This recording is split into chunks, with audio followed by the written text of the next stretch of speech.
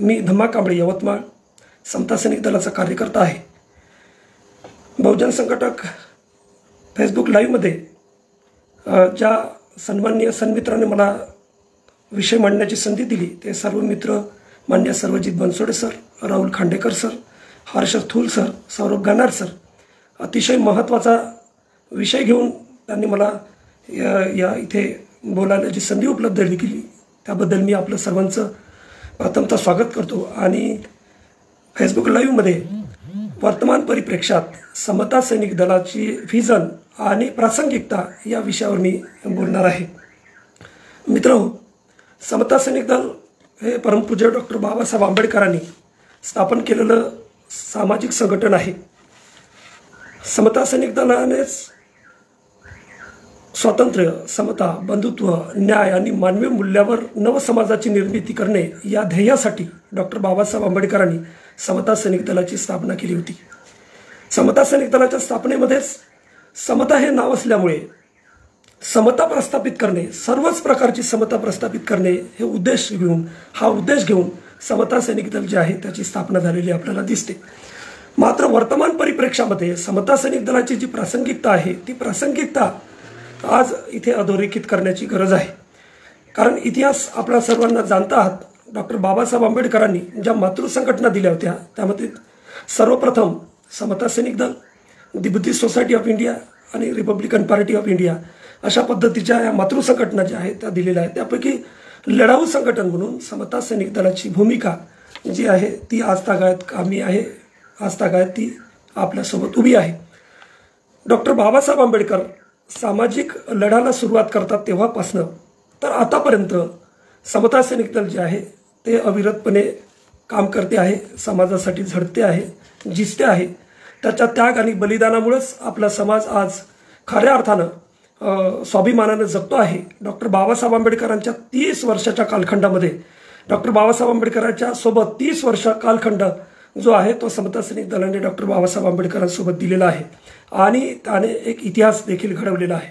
स्वाभिमान, अस्मिता आणि नीतिमत्तेच्या बळावर या संघटनेने समाजाचं नेतृत्व केलेलं आपल्याला दिसते आणि त्यामुळेच आज आपण या उज्ज्वल इतिहासाचा वारसा लाभलेलं या संघटनेच्या त्याग आणि बलिदानाच्या यावरच आज आपला समाज जो आहे तो वर्तमान जो आहे आपला उभा असलेला आपल्याला दिसतो।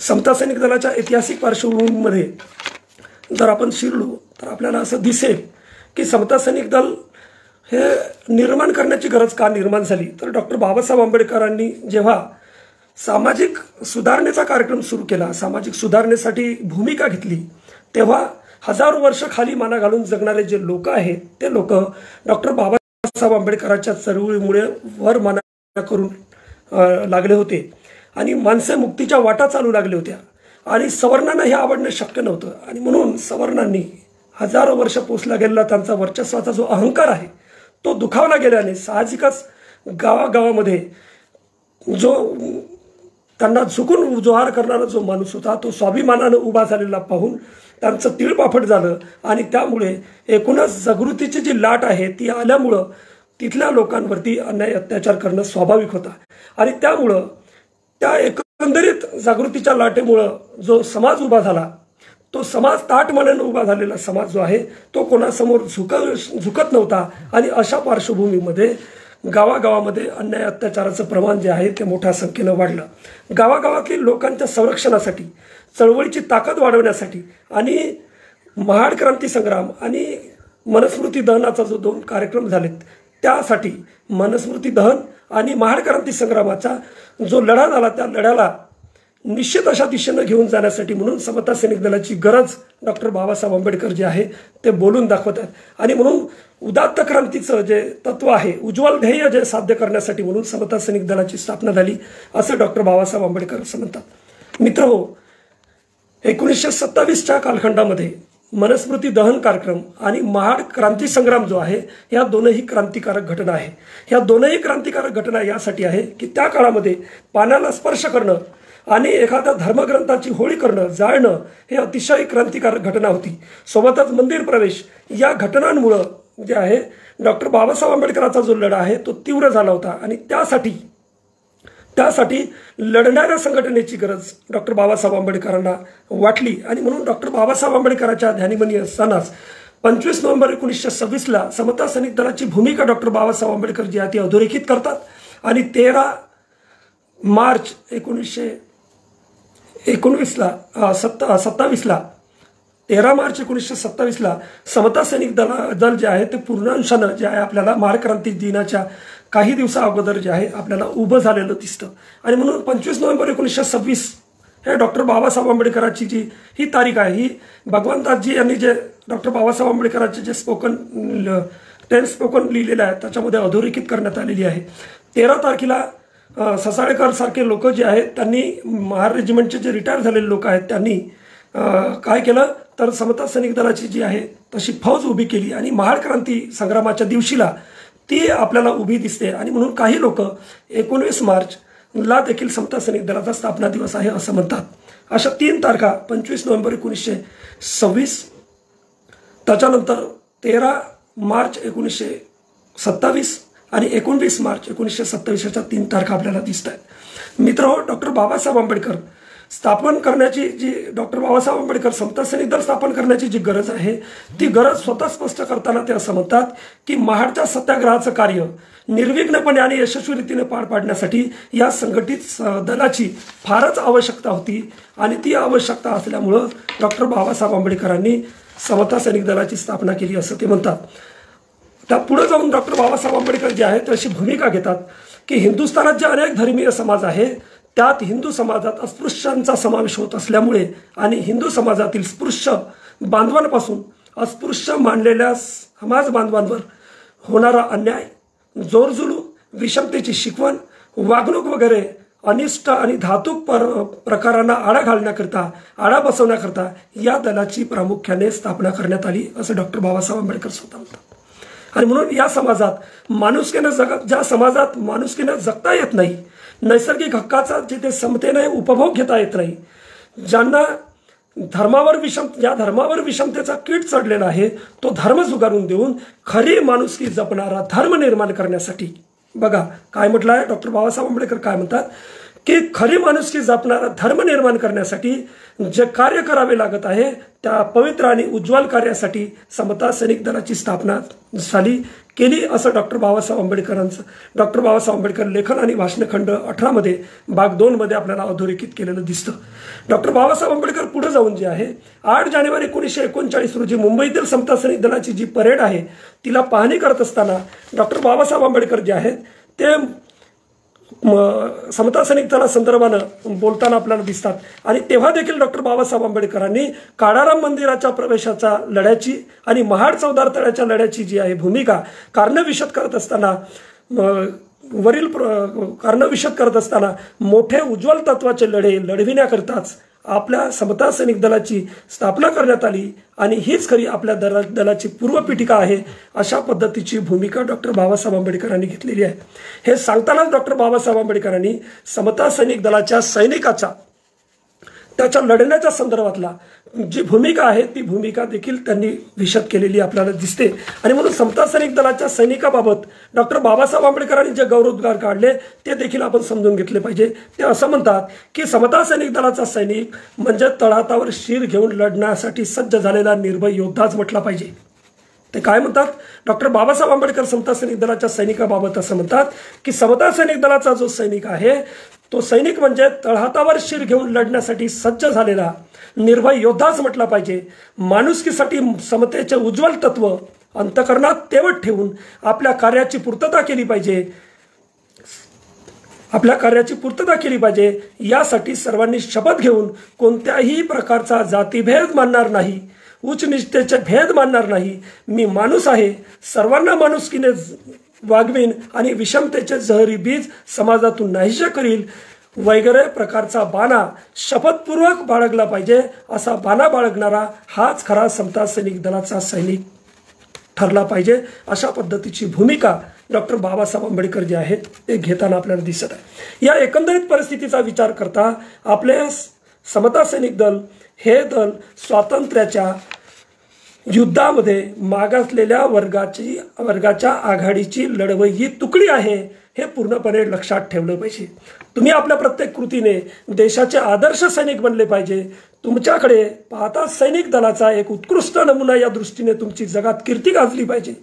सद्गुण, शिस्त आणि संघटन याच्यामुळे आपले दल पोलादी बनले पाहिजे. अशा प्रकारचा बाणा समता सैनिक दलाचा आणि समता सैनिक दलाच्या संघटनेचा असला पाहिजे असं अधोरेखित करतात.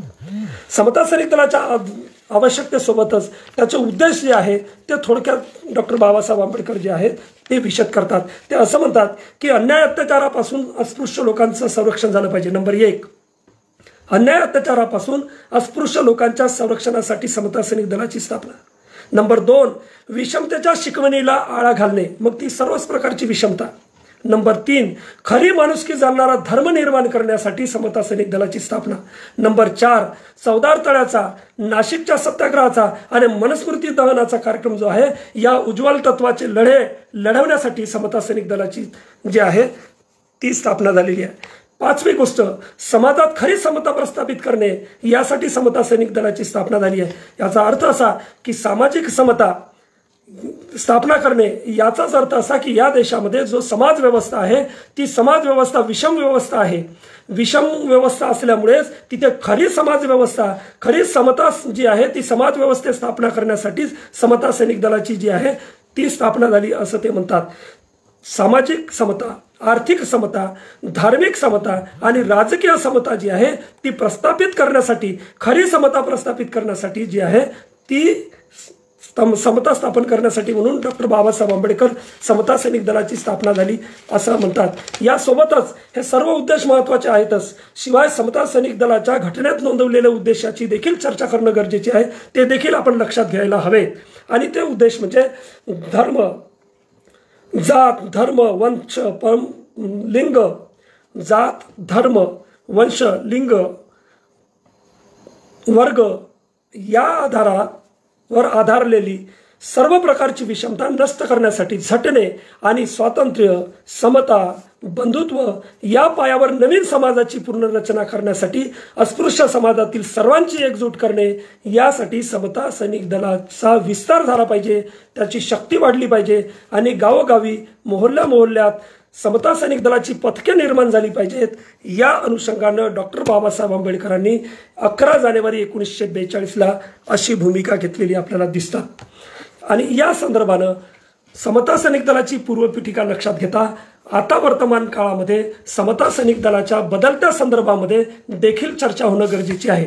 आणि वर्तमानामध्ये आंबेडकरी आंदोलनाची भूमिका लक्षात घेत असताना वर्तमानामध्ये समता सैनिक दलाची भूमिका जी आहे ती देखील महत्त्वाची आहे असं मला वाटतं. आणि त्यामुळं पहिल्यांदा वर्तमान स्थिती काय आहे त्या संदर्भातली भूमिका जोपर्यंत आपण सांगत नाही, माहिती करून घेत नाही, तोपर्यंत खऱ्या अर्थानं या देशामध्ये जी आहे समता सैनिक दलाची प्रासंगिकता समजून घेणं शक्य नाही.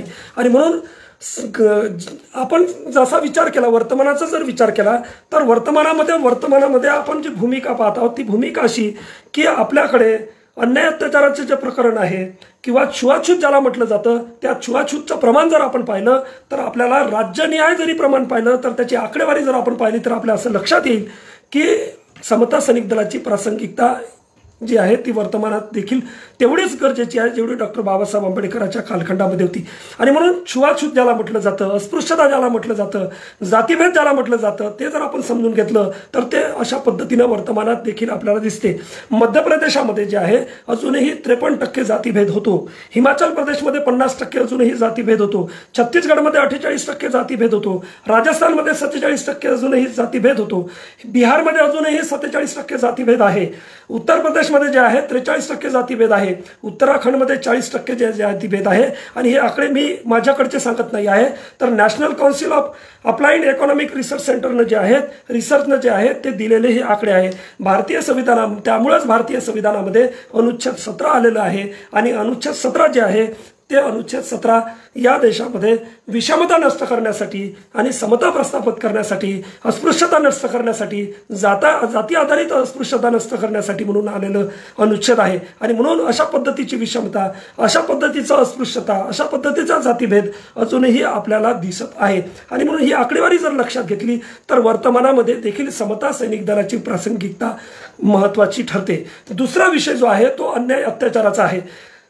हे छुआछूत असं मानणारी राज्य आहेत. राज्यामध्ये असं मानली जातं. त्याच्यानंतर अत्याचार ज्याला म्हटलं जातं, ॲट्रॉसिटीची प्रकरणं जी आहेत ती जर आपण लक्षात घेतली तर भारतामध्ये प्रत्येक 8 मिनिटांमध्ये एक अनुसूचित जाती व्यक्तीवर अन्याय आणि अत्याचार होत आहे. नॅशनल क्राईम रेकॉर्ड ब्युरो जे आहे अनुसूचित जाती आणि अनुसूचित जनजाती यांच्यावर झालेले जे अत्याचार आहे त्या संदर्भाला आकडे दरवर्षीला प्रकाशित करत असते. आणि म्हणून हे आकडे जर आपण पाहिले तर आपल्याला असं दिसेल, ते आकडे माझ्याकडे 2010 पासून आतापर्यंतचे आहेत. ते जर आकडे आपण पाहिले तर 2010 मध्ये न्यायालयामध्ये दाखल केलेले जे प्रकरण आहेत ते प्रकरण 40,481 होते. वर्षभरामध्ये ते प्रकरण तसेच्या तसेच राहिलेले आहेत. वर्षभरामध्ये 2010च्या रेकॉर्डनुसार ते 31,392 प्रकरणं जे आहे म्हणजे 78.9% जे प्रकरण आहेत ते प्रकरण तसेच्या तसेच आपल्याला दिसते. निर्णय निघालेले प्रकरण जे आहे ते फक्त 8,406 प्रकरण आहेत. आणि त्यामध्ये सजा झालेले प्रकरण जे आहेत ते 3,225 आहे. म्हणजे एकूण अन्याय अत्याचाराच्या न्यायालयात प्रकरण पोहोचल्याच्या नंतर फक्त 3,225 म्हणजे 38.4% फक्त लोकांना सजा झालेली आपल्याला दिसते. अशा पद्धतीचं रेकॉर्ड जे आहे 2016 पर्यंत जर आपण पाहिलं तर आपल्याला असं दिसून येईल की अनुसूचित जाती जनजाती अत्याचार निर्मूलन कानूनच्या अंतर्गत या वरच्या प्रकरणामध्ये भारतीय दंडसंहिता अनुसूचित जाती अनुसूचित जनजाती आणि अत्याचार प्रकरणामध्ये 2015 मध्ये 36,670 आणि 2016 मध्ये 40,801 असे आकडे जे आहेत ते आपल्याला दिसत आहेत. आणि म्हणून अनुसूचित जाती अनुसूचित जनजातीवर 2010 पासून तर आतापर्यंत जर आपण विचार केला तर 2010 40,481 तर 2016ला 45,826 हे सर्व अत्याचाराचे प्रकरण आपल्याला दिसते. 10% वृद्धी झालेली दिसते. 2021, 22 आणि आता 22 पर्यंत देखील अशी 10% वृद्धी होताना आपल्याला दिसत आहे. आणि म्हणून अन्याय अत्याचाराचे जे प्रमाण आहे ते प्रमाण जर आपण पाहिलं तर आपल्याला समता सैनिक दलाची प्रासंगिकता आजही अधोरेखित करण्याची गरज आहे. या सर्व बाबींमध्ये आपण जर असं पाहिलं तर आणखी एक विषय पुढे येतो, तो म्हणजे या देशामध्ये गरिबीचा. मित्रो, गरिबीच्या संदर्भाने जर आपण पाहिलं तर नॅशनल सॅम्पल सर्वे ऑफिस तथा जनगणना 2011च्या अनुसार भारतामध्ये अनुसूचित जातीच्या लोकांची आर्थिक स्थिती जर आपण पाहिली, गरिबी जर पाहिली तर ते असं दिसतं की वंचितांची जी आकडेवारी आहे ते 73% वंचितांची आकडे आहे. गरिबी रेषेच्या खाली जर आपण पाहिलं तर 37% जे आहे ते 7.45 करोड जे आहे ते गरिबी रेषेच्या खाली आहे. त्याच्यानंतर कर्जबारी लोकांची जर आकडेवारी पाहिली तर ते ग्रामीण भागातली जर पाहिली ते 27.1% आहे. शहरी भागातली जर आपण पाहिली तर 19.2% आहे. मजदूर म्हणून जर पाहिलं तर मजदूर म्हणून 49% जे आहे ते गरिबी रेषेच्या बरोबर आहे. भूमिहीन जर पाहिले तर त्यात 57.3% आहेत. आणि सवर्ण आणि अनुसूचित जातीच्या खर्चाचं जर अंतर पाहिलं तर त्या खर्चाच्या अंतरामध्ये आपल्याला असं दिसेल ग्रामीण भागातल्या खर्चाचं अंतर 37% जे आहे ते ग्रामीण आणि 60% जे आहे ते शहरी असं जातीच्या अनुषंगानं सवर्ण आणि अनुसूचित जातीच्या खर्चातलं अंतर आहे.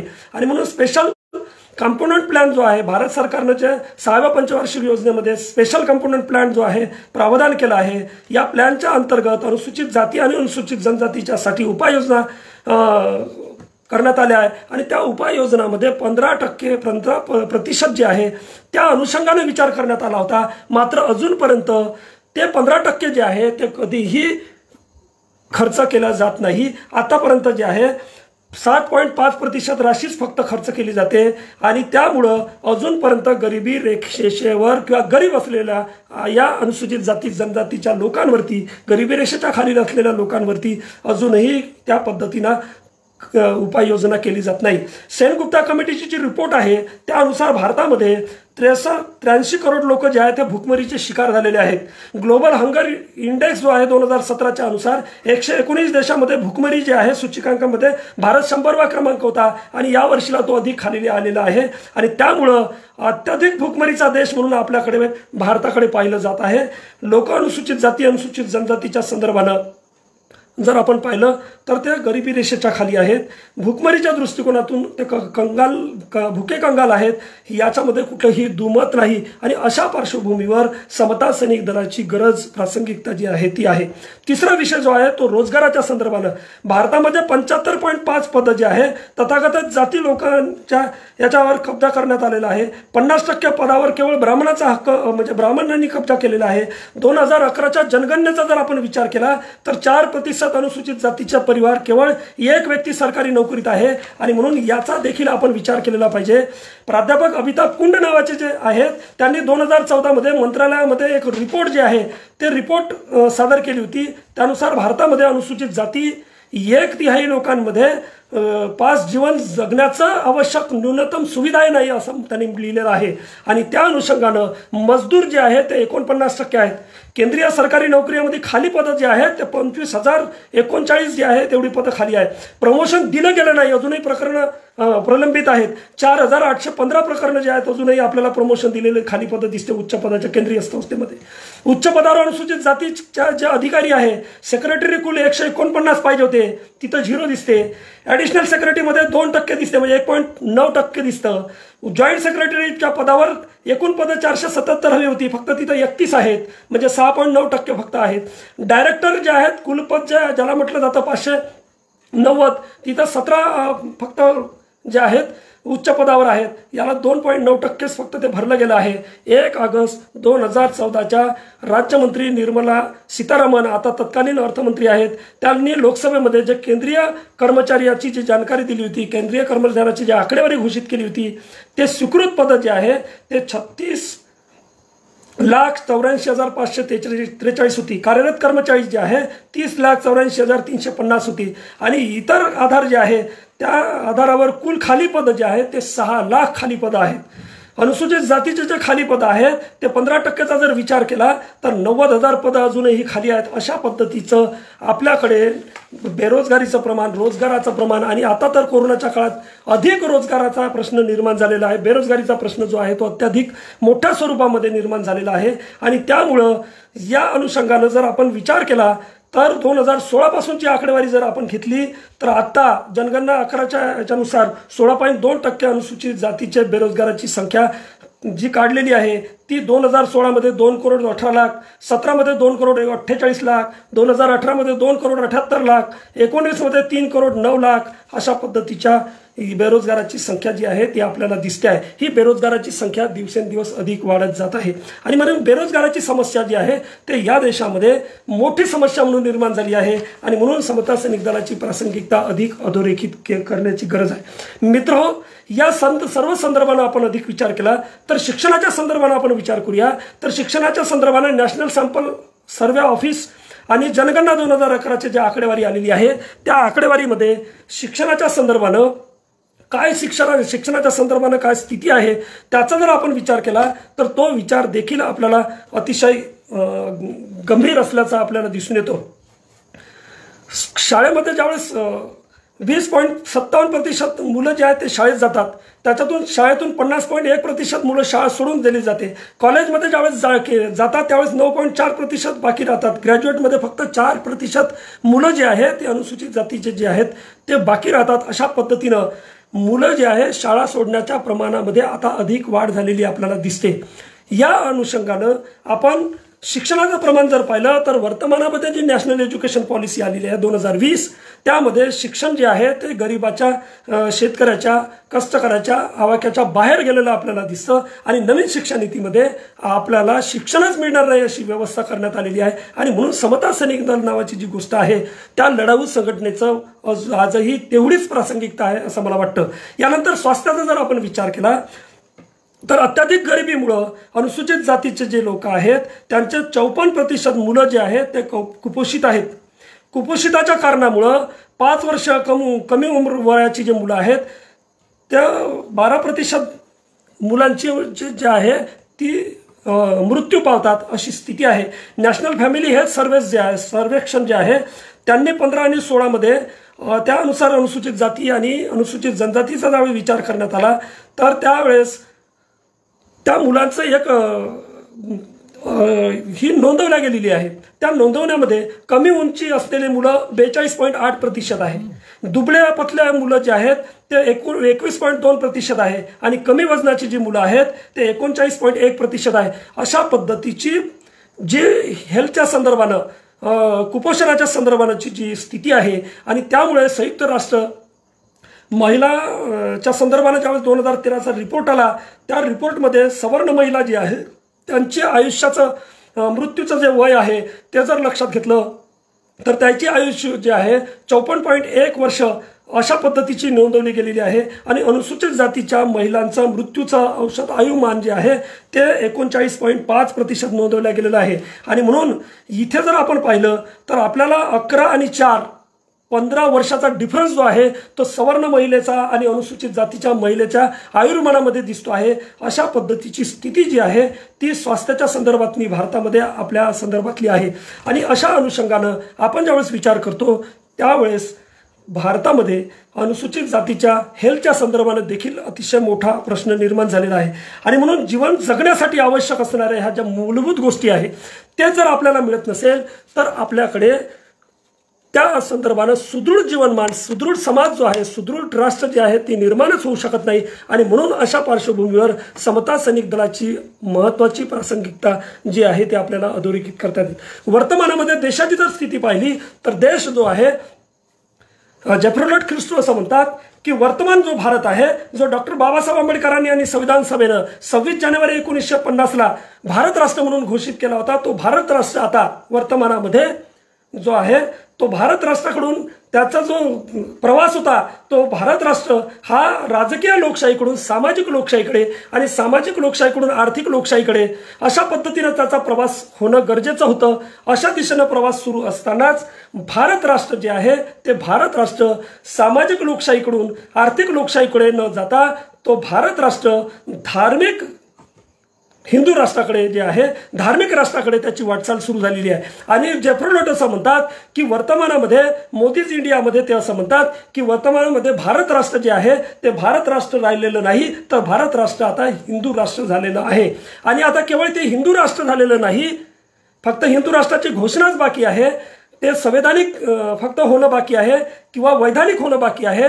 हिंदू राष्ट्र अस्तित्वात आलेलं आहे, हे हिंदू राष्ट्रच आता राहिलेलं नाही तर हिंदू राष्ट्र आता साम्राज्यवादी वंशवादी जे आहेत अशा पद्धतीनं हिंदू राज्य जे आहे त्याच्यामध्ये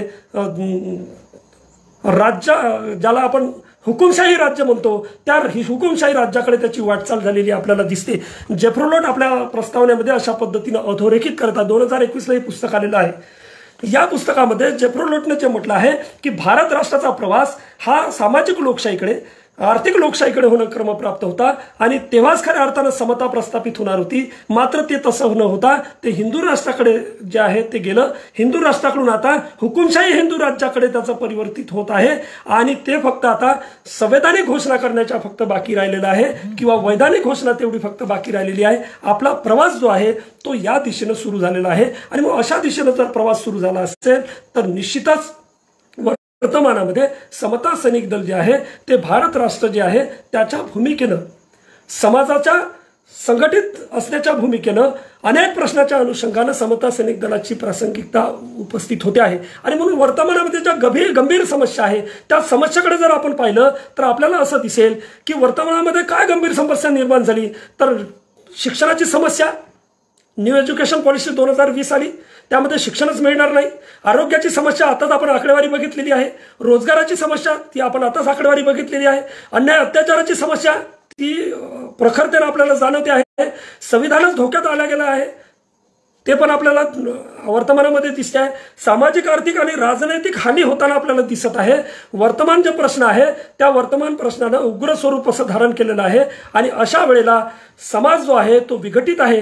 समाज संघटित होण्याऐवजी तो अधिक नैराश्याच्या गर्तेत सापडलेला आहे आणि या नैराश्याच्या गर्तेमधून त्याला कोणी काढत असेल तर आता वर्तमानामध्ये कोणतंही एक संघटन एक पक्ष, एक माणूस या गर्तेतून त्याला बाहेर काढू शकत नाही हे आम्ही जाणतो आहोत. आणि म्हणून वर्तमान परिप्रेक्षामध्ये समता सैनिक दलाची जी आहे ती प्रासंगिकता अधोरेखित केल्याशिवाय पुढे जाता येणार नाही असं आम्हाला वाटतं. आणि म्हणून गेल्या अनेक वर्षापासून समता सैनिक दलाचा कार्यकर्ता म्हणून समता सैनिक दलाच्या भूमिकेनं ज्यावेळेस भूमिका म्हणून आम्ही काही विचार करतो त्यावेळेला आपल्याला असं दिसतं की या देशामध्ये डॉक्टर बाबासाहेब आंबेडकर जे आहेत त्यांनी या भूमिकेतून ज्यावेळेस समता सैनिक दलाचा विचार केला त्यावेळेस समता सैनिक दलाची भूमिका म्हणून त्याचा विचार या वर्तमान परिप्रेक्षामध्ये करणं क्रमप्राप्त होत आहे. आणि म्हणून वर्तमान परिप्रेक्षामध्ये समता सैनिक दलाची भूमिका म्हणून समता सैनिक दलाची प्रासंगिकता म्हणून जर आपण विचार केला तर आपल्यासमोर काय पुढ्यात वाढून आहे. तर मित्रहो, आपण अतिशय गंभीरतेने ही चर्चा करूया. काय पुढ्यात वाढून आहे तर समाज म्हटल्यानंतर, माणूस म्हटल्यानंतर प्रश्नागणिक संघटना त्याच्या पुढ्यात आहे. प्रश्नागणिक संघटना, संघटनागणिक नेते, नेतागणिक समाजाचं विभाजन, या विभाजनामध्ये समाजाचा मृत्यू हे अटळ सत्य अजूनपर्यंत आपण समजून घेऊ शकलो नाही. काय म्हटलेलं आहे? माणूस म्हटलं की समस्या, समस्या म्हटलं की संघटना. आणि म्हणून प्रश्नागणिक संघटना, संघटनागणिक नेते, नेतागणिक समाजाचं विभाजन आणि विभाजनामध्ये समाजाचा मृत्यू जो आहे तो विभाजनामुळे होतो आहे हे आपण एकदा तरी समजून घेतलं पाहिजे. आणि वर्तमानामध्ये हे समजून घेत असताना कम्युनिकेशन आणि कोऑर्डिनेशननं आपण पुढे गेलो पाहिजे, एक संघपणे पुढे गेलो पाहिजे. आणि हे काम करण्यासाठी समता सैनिक दलाची प्रासंगिकता आहे, समता सैनिक दलाची गरज आहे असं आम्हाला नेहमी वाटत आलेलं आहे. आणि म्हणून समता सैनिक दलानं पुढाकार घेऊन जे आहे सर्व समता सैनिक दलाचं एकत्रीकरणाची भूमिका जी आहे गल्ली ते दिल्लीपर्यंत सुरुवात केलेली आहे. 2017 पासून समता सैनिक दलाचं एकत्रीकरणाची प्रक्रिया सुरू आहे. यामध्ये काही अंशी यश आलेलं आहे. जे लोक एकमेकांचा चेहरा पाहू इच्छित नव्हते ते तमाम लोक एकमेकाच्या सोबत बसतात, उठतात. आणि आता एका अभिवादन मार्चमध्ये जे आहे ते आपण 2018ला भीमा कोरेगावच्या तिथे बघितलं असेल, 1000 लोकांचा मार्च काढून एका रांगेमध्ये सारेच्या सारे लोक अभिवादन मार्च करण्याचा शौर्यस्तंभाला मार्च करताना आपल्याला दिसलेले आहेत. आणि हे पॉझिटिव्ह आहे. आणि म्हणून समता सैनिक दल जे आहे वर्तमानामध्ये जे आहे या भूमिकेनं समता सैनिक दल काम करते आहे. आणि म्हणून समता सैनिक दलाची वर्तमानामध्ये देखील प्रासंगिकता आहे. ती काल जेवढी नव्हती त्यापेक्षा देखील अधिक जास्त झालेली आहे असं आपल्याला वर्तमानात अधोरेखित करण्याची गरज आहे. समता सैनिक दल हे डॉक्टर बाबासाहेब आंबेडकरांनी स्थापन केलेलं मातृसंघटना आहे. समता सैनिक दल हे सामाजिक आणि सांस्कृतिक संघटना आहे. समता सैनिक दल जे आहे याच्या खांद्यावरच आम्ही आतापर्यंत समस्त लढे लढलेलो आहोत. आणि म्हणून समता सैनिक दलाचा एक दैदिप्यमान इतिहास आहे. आणि तो इतिहास घेऊन जर आपण उभा झालो, गाव तिथं शाखा आणि घर तिथं सैनिक जर आपण उभा करू शकलो तर या देशामध्ये क्रांती घडल्याशिवाय राहणार नाही असा आमचा ठाम विश्वास आहे. आणि म्हणून वर्तमानामध्ये ज्या भूमिका वर्तमानामध्ये आमच्या पुढ्यात येऊन ठेपलेल्या आहे त्यासाठी समता सैनिक दल हे डॉक्टर बाबासाहेब आंबेडकरांचं मातृसंघटन जे आहे ते मातृसंघटन हे ताकदीनं, दिलेरीनं, शिस्तबद्धपणे, अनुशासनबद्धपणे आणि ताकदीनं जे आहे, लढाऊ पद्धतीने जे आहे आजही त्याच ताकदीनं उभा आहे. आणि यासाठी अनेक लोकांनी योगदान दिलेलं आपल्याला दिसत आहे. आणि म्हणून समता सैनिक दल जे आहे ते उज्ज्वल तत्वाचे लढे लढण्यासाठी, समता प्रस्थापित करण्यासाठी, नव समाजाच्या निर्मितीसाठी, समता स्थापित करण्यासाठी समता सैनिक दल जे आहे ते आजही वर्तमानामध्ये त्याच पद्धतीनं उभा आहे. आणि त्या पद्धतीनं समता सैनिक दलाची वाटचाल सुरू आहे. मतभिन्नता असू शकतो पण आम्ही मनभिन्नता जी आहे ते आज ठेवत नाही आहे. कारण आम्हाला हे कळून चुकलेलं आहे की वर्तमानामध्ये जर लढाई 1 to 1 व्हायची असेल तर ती लढाई जी आहे ते समता सैनिक दल खांद्यावर घेऊन लढणार आहे हे मात्र पक्का आहे. आणि म्हणून वर्तमानामध्ये समता सैनिक दलाची भूमिका, समता सैनिक दलाचं आंदोलन, समता सैनिक दलाचं ध्येय आणि उद्देश घेऊन जगल्याशिवाय वर्तमानामध्ये कोणतंही आंदोलन यशस्वी होऊ शकत नाही असा आमचा ठाम विश्वास झालेला आहे. आणि म्हणून वर्तमानामध्ये डॉक्टर बाबासाहेब आंबेडकरांनी लढलेलं सामाजिक आंदोलन असेल, आर्थिक आंदोलन असेल, राजनैतिक आंदोलन असेल, शैक्षणिक आंदोलन असेल, सांस्कृतिक आंदोलन असेल, राष्ट्रीय आंदोलन असेल, आंतरराष्ट्रीय आंदोलन असेल, तंत्रविज्ञानिक आंदोलन असेल, वैज्ञानिक आंदोलन असेल, या तमाम आंदोलनामध्ये समता सैनिक दलाची भूमिका महत्वाची राहिलेली आहे. आणि ती भूमिका घेऊनच आम्ही वर्तमानामध्ये वाटचाल करत आहोत. मात्र मित्र हो, ही वाटचाल करत असताना आपली स्थिती देखील त्या मुल्ला नसीरुद्दीन सारखी आहे. एकदा मुल्ला नसीरुद्दीन जे आहे सुपरफास्ट ट्रेनमध्ये बसले.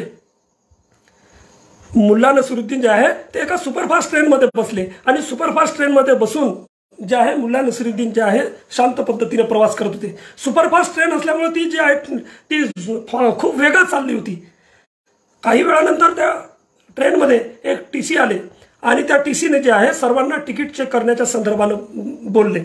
असं करत करत मुल्ला नसीरुद्दीनपर्यंत जे आहे ते तिकीट चेक करत करत TC येऊन गेले आणि मुल्ला नसीरुद्दीनला ते म्हटले, भाईसाहेब तिकीट.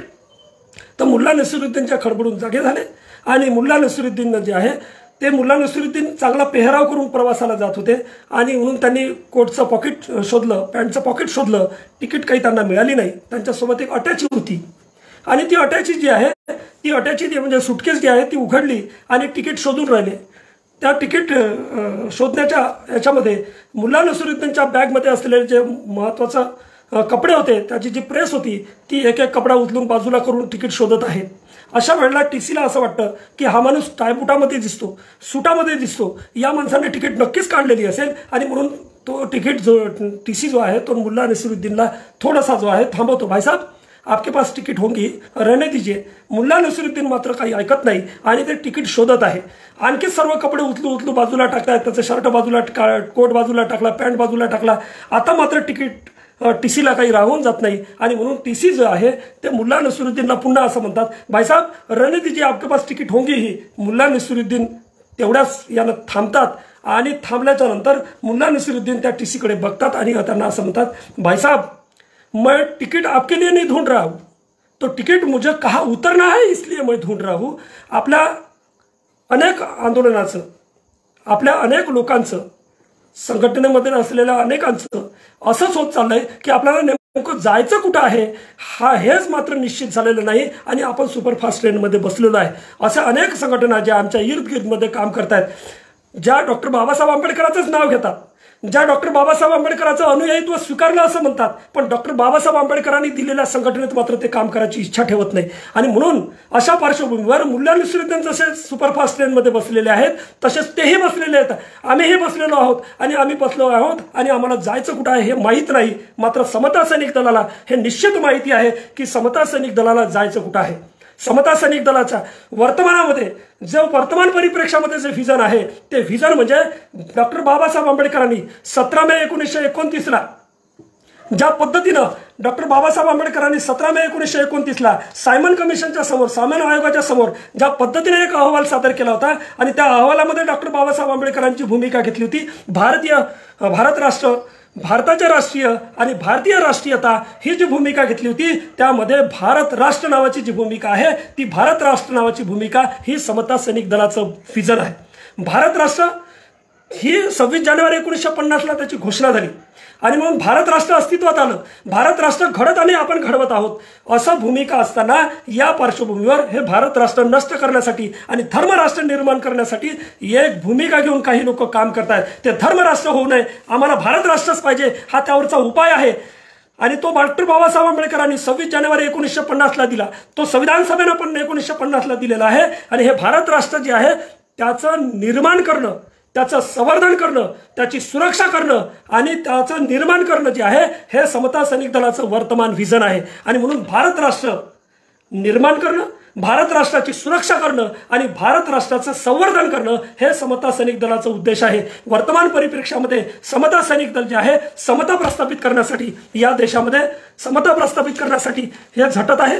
वर्तमान परिप्रेक्षामध्ये समता प्रस्थापित करण्यासाठी समता सैनिक दल जे आहे ते झटत आहे, यात तीळ मात्र शंका नाही. समता सैनिक दल जे आहे या देशामध्ये नवसमाज निर्माण करण्यासाठी झटत आहे, यामध्ये ही दुमत नाही. या देशामध्ये समता सैनिक दल वर्तमानामध्ये जी विषमता आहे, अनेक प्रकारची जी विषमता आहे ती विषमता नष्ट करण्यासाठी जे आहे समता सैनिक दल जे आहे ते काम करत आहे. उज्ज्वल तत्वाचे लढे, मानव मुक्तीचे लढे, ज्याला स्वातंत्र्य, समता, बंधुत्व आणि न्याय असं म्हटलं जातं, ते लढे जे आहेत ते लढे प्रशस्त करण्यासाठी समता सैनिक दलाची भूमिका आहे. अन्याय अत्याचारापासून रक्षण करण्यासाठी समता सैनिक दलाची भूमिका आहे. खरी माणुसकी जगणारा धर्म, ज्याला बुद्ध धम्म असं म्हणतात, ते धम्म जो आहे ते धम्म संस्कृती रुजवण्यासाठी, नीतिमान धम्म संस्कृती रुजवण्यासाठी, नीतिमान, निर्व्यसनी, चारित्र्य संपन्न पिढी निर्माण करण्यासाठी समता सैनिक दलाचं व्हिजन आहे. आणि म्हणून डॉक्टर बाबासाहेब आंबेडकरांनी समाजामध्ये खरी समता निर्माण करण्यासाठी, स्वाभिमान, सन्मान आणि बलिदान जे आहे असा समाज निर्माण करण्यासाठी, त्यागी आणि समर्पित समाज निर्माण करण्यासाठी म्हणून समता सैनिक दलाची भूमिका जी आहे ती वर्तमानामध्ये अधोरेखित आहे. वर्तमान अतिशय आपल्या पुढ्यात विक्षिप्त पद्धतीने, विचित्र पद्धतीने उभा झालेला आहे. डॉक्टर बाबासाहेब आंबेडकरांनी जे भारत राष्ट्राचं स्वप्न बघितलं होतं, डॉक्टर बाबासाहेब आंबेडकरांच्या संसदीय लोकशाहीचं स्वप्न बघितलं होतं, डॉक्टर बाबासाहेब आंबेडकरांच्या सामाजिक लोकशाहीचं स्वप्न बघितलं होतं, डॉक्टर बाबासाहेब आंबेडकरांनी जे आर्थिक लोकशाहीची भूमिका, राज्य समाजवादाची भूमिका भारतीय संविधानामध्ये बघितली होती, ती अंमलात आणण्यासाठी, ती वर्तमानात प्रस्थापित करण्यासाठी, ती अंतर्भूत करण्यासाठी अजूनही लढाऊ संघटनेची गरज आहे. आणि म्हणून वर्तमानामध्ये प्रश्नागणिक संघटना असतील, संघटनागणिक नेते असतील, नेतागणिक समाजाचं विभाजन आपण कुठेतरी थांबवलं पाहिजे. या विभाजनामध्ये समाजाचा मृत्यू होतो हे आपण समजून घेतलं पाहिजे. आणि एक दिलानं, एका विचारानं, एका भूमिकेनं डॉक्टर बाबासाहेब आंबेडकरांच्या मातृसंघटनाला खांद्यावर घेऊन लढवय्या समाज म्हणून तुमचा जो इतिहास आहे, जाज्वल्य इतिहास आहे, तो त्या इतिहासाला आपल्या हृदयामध्ये कोरून जे आहे आपण पुढे गेलो पाहिजे. आणि वर्तमानामध्ये भारत राष्ट्र जे आहे ते एकमेव भूमिका, धर्मराष्ट्राला पर्याय म्हणून भारत राष्ट्र आहे. आम्हाला धर्मराष्ट्र नको तर भारत राष्ट्र हवं आहे. आणि ते भारत राष्ट्र संविधान सभेचं स्वप्न होतं, ते भारत राष्ट्र संविधानातील संविधान सभेनं स्वीकारलेलं स्वप्न होतं, ते भारत राष्ट्र समता सैनिक दलाच्या अजेंडाचा विषय आहे, समता सैनिक दलाचं ते व्हिजन आहे. डॉक्टर बाबासाहेब आंबेडकरांची ती भूमिका होती. आणि म्हणून त्या व्हिजनच्या दृष्टीनं, त्या व्हिजनकडे समता सैनिक दल वर्तमानामध्ये आगेकूच करत आहे. समता सैनिक दलाचं गोल निश्चित आहे, भारत राष्ट्र, भारत राष्ट्राचं संवर्धन, भारत राष्ट्राची सुरक्षा आणि भारत राष्ट्राचं निर्माण हे समता सैनिक दलाचं व्हिजन आहे. आणि म्हणून सन्मित्रांनो, वर्तमान अवस्थेमध्ये, वर्तमान परिप्रेक्षामध्ये समता सैनिक दलाची प्रासंगिकता आणि समता सैनिक दलाचं व्हिजन लक्षात घेता वर्तमानामध्ये येऊ घातलेली जी आव्हानं आहे, या देशामध्ये जी हुकुमशाही येऊ घातलेली आहे, जी वंशवादाच्या अनुषंगानं हुकुमशाही येऊ घातलेली आहे, ती जर थांबवायची असेल, थोपवायची असेल तर लढाऊ बाण्याचं संघटन असल्याशिवाय ते थांबवू शकत नाही.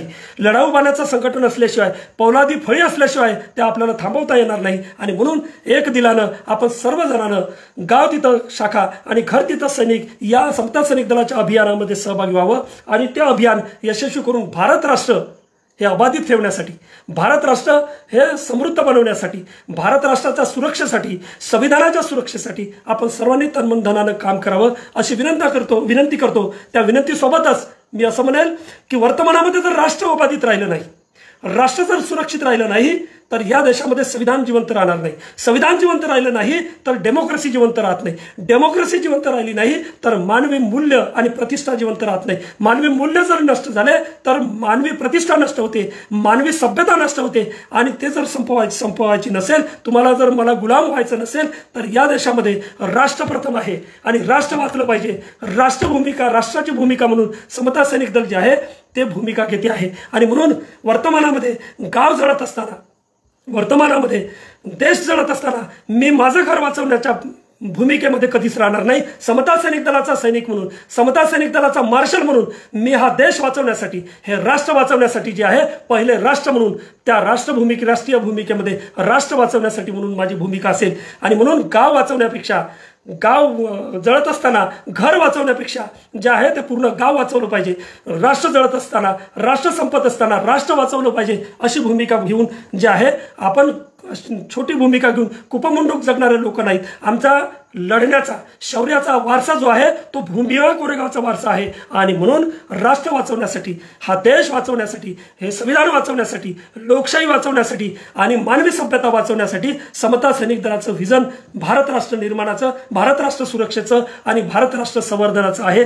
या विनंती करत असताना आपण सर्वांनी समता सैनिक दलाचा प्रत्येक घरातून एक सैनिक, गाव तिथं शाखा आणि प्रत्येक घरातून एक सैनिक द्यावा अशी नम्र विनंती करतो. आपण पुढ्यात सर्व संघटना, सर्व राजकीय, सामाजिक, आर्थिक, शैक्षणिक, सांस्कृतिक सर्व लोक कुठेतरी एकत्र बसून कोऑर्डिनेशन आणि कम्युनिकेशन ठेवून आपण हा गाडा पुढे हाकूया आणि डॉक्टर बाबासाहेब आंबेडकरांना अपेक्षित असलेलं भारत राष्ट्र निर्माण करूया. या शुभेच्छेसह मी थांबतो. धन्यवाद. जय भीम.